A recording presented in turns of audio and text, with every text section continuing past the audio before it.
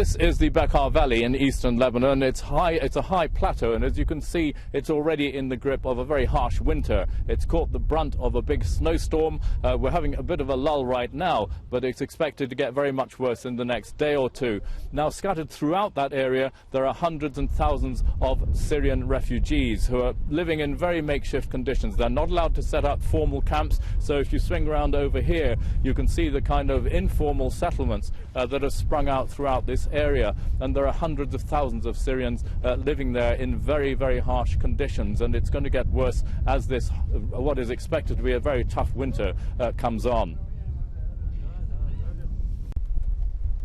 Well, as you can see, it really is bitterly cold here. The washing that's been hung out to dry is frozen and stiff, and on the roof of this shanty shack here, those icicles have formed, and the predictions are, as I say, that it's going to get much worse. And these shacks that they've been able to build here, made out of rusty corrugated iron and virtually anything they can find, are certainly not proof enough against this kind of really bitter temperature. There's a whole stack of these shanty shacks really spread away down here, and throughout the Bekaa Valley there are many, many people living in conditions much worse than this.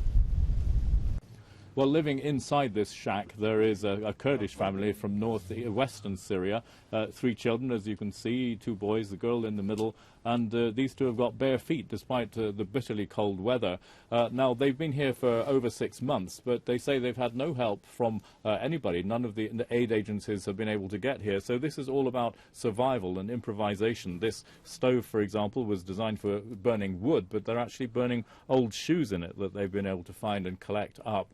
So, as I say, it's about survival, and there are many, many hundreds of thousands of Syrian refugees living like this, or in even worse conditions, throughout the Bekaa Valley and indeed in other parts of Lebanon. Very hard to get at because they're not allowed to set up formal camps, so administering them is very difficult indeed.